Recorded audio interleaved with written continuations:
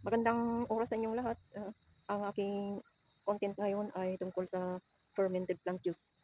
Gumawa ako noon, last year pa, ng fermented plant juice pero hindi ko yun ginamit kasi takot ako baka hindi mag-click sa aking mga tanim. Pero noong July last year, ginamit ko yung FPG na yun na stock. Pwede naman, hindi naman, maganda naman ang kalabasan. At ngayon, gagawa na naman ako kasi may leftover na ginawa ko noon na ginagamit ko sa aking fern. At maganda naman ang kalabasan din. Hindi naman na mababurn yung mga tanim. Kundi maganda naman ang epekto niya sa fern. Kaya gagawa ulit ako. Pero ngayon, ang ginawa ko sa mga dahon, binayo ko sila. Tapos piniga ko yung iba kasi marami akong nabayo para mai-add sa gagawin kong plant juice. Marami ngayon ang gumagamit ng plant juice na pang foliar nila. Kaya bakit namin hindi ako gagawa, simple lang naman. Basta i-follow ko lang ang instruction ng mga tutorial na nasa YouTube.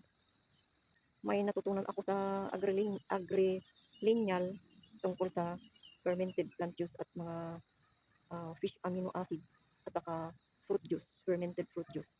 Pero hindi ako gumawa ng fruit juice kasi wala naman maraming mga prutas dito. At yung lang gumawa gumawa ako ng fish amino acid kasi may mga ulo ng tilapia na nakuha namin sa aming fish pond. Yun ang ginawa kong fish amino acid. Kasi gumamit din ako ng fish amino acid at maganda rin naman. Namunga rin yung kalamansi na trinay ko na inisprehan ng fish amino acid. Kaya na-inspire ako na gagawa ulit. Kasi gamitin ko naman sa mga prutas na nandito. Yung isang klase lang naman yung guyabano lang naman. At saka yung citrus na matagal na hindi lumalaki. Marami na siyang murang leaves or young leaves. Kasi ini-sprayan ko, 3 beses ko na siyang in-sprayan. Maganda. Maganda naman ang epekto niya. Ito yung in-sprayan ko ng fermented plant juice at fish amino acid. Iwan ko kung dahil sa abono o dahil sa fermented plant juice at fish amino acid. Kasi naglagay ako ng fermented plant juice at fish amino acid doon sa kanyang puno din. Maliban lang na aking in-sprayan siya. Ito may bagong sibol na kanyang mga branches. Nag-branch na siya ng mga bagong branch. Pati doon sa baba. Yun. Yung dalawang yun. At mayroon pa doon sa baba.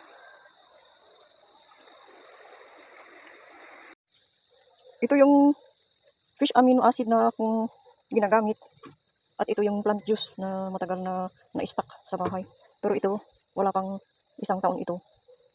Mga 6 months siguro siya.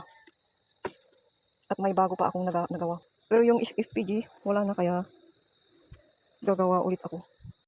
Ang gagawin ko ngayon, maggawa ako ng fermented plant juice. Kasi nasubukan ko nang nag-spray ng ginawa kong plant juice, fermented na plant juice. At maganda rin naman. Noong una, takot akong gamitin yun, yung ginawa ko noon. Pero ngayon, gagawa na ako kasi nasubukan ko na yun at maganda rin naman. Siya ang ginagamit ko noon na nag-spray ng aking tanim na pichay. At ginagamit ko rin ngayon na pang-spray ko ng aking mga tanim na paku. Pero ang gawin ko muna, bayuhin ko muna yung mga dahon. Lilinisin ko muna itong mga pistil at mortar. Gamitin ko itong coconut husk. Ang linis ko dito.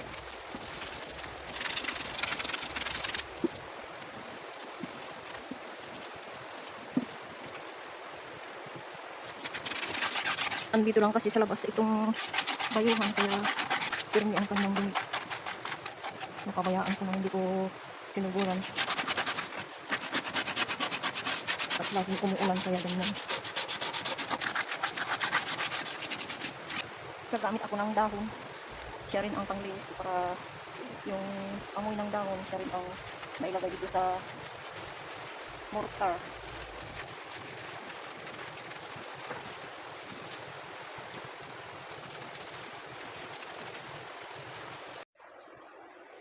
Ito yung nakuha kong dahon kahapon ng umaga. Lagay ko rin itong dahon ng saging kasi yung leaves naman ito.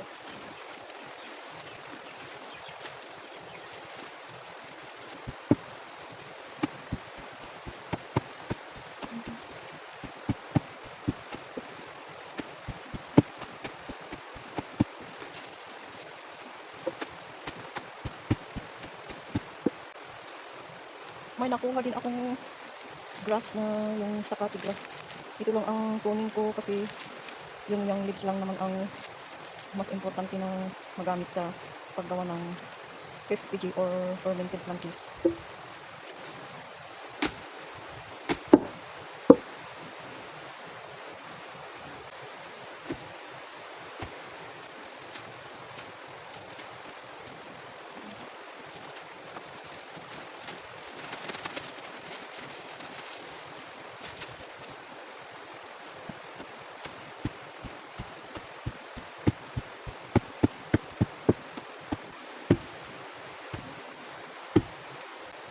Sobra ito kasi 1.5 kilo lang yung sugar. Yun ang kunin ko. Ikikilos ko dito.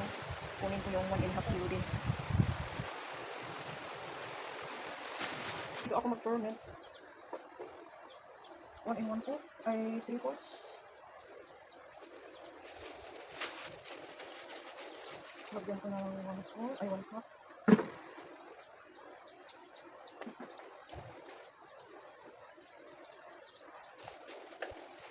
Ay, dito.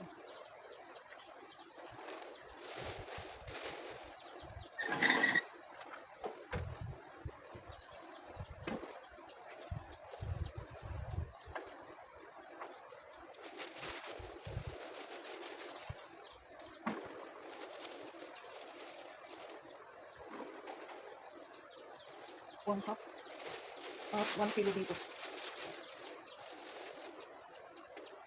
1, 2, 3, 4.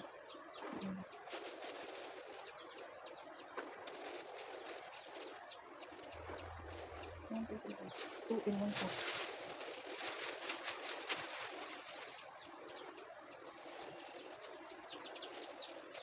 Ito na yan. Ito naman po. Pero gusto kong kumuha ng juice dito. Kaya mag-guspos ako. Ito na yan. May kaunti lang na juice. Pero ito na. Ito na maana. Nagtagan nila. Oo, nalang yung bagay. Lagyan ko na ng tubig pero sa instruction wala naman ang tubig na mailagay. Ito lang ang juice niya, yung pispisin ko lang yung iba. Lagay ko na ito. Dito ako magawa kasi extra naman. Walang hindi nagagamit ito.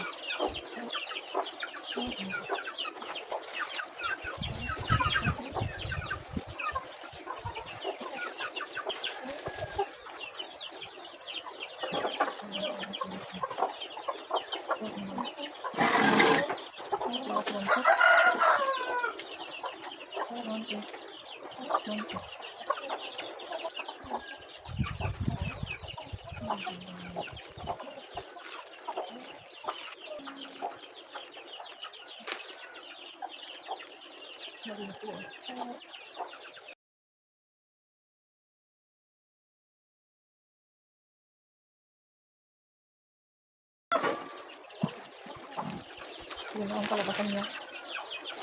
Gamitin ko ito para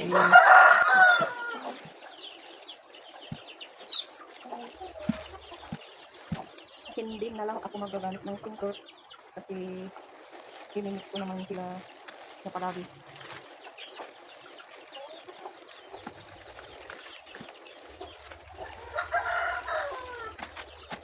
Ito na siya. Gamitin ko ito ng pangpunas kasi organic din.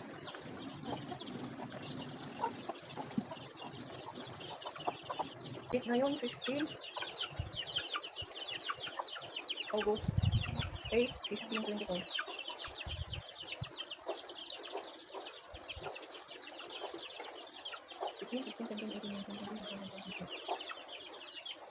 Lagyan ko din ng after 8 days ilagay ko. ang date doon, mga August 23.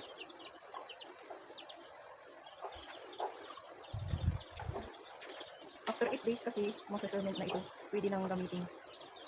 Nauubos na kasi yung ginagamit ko, kaya gagawa ako ulit.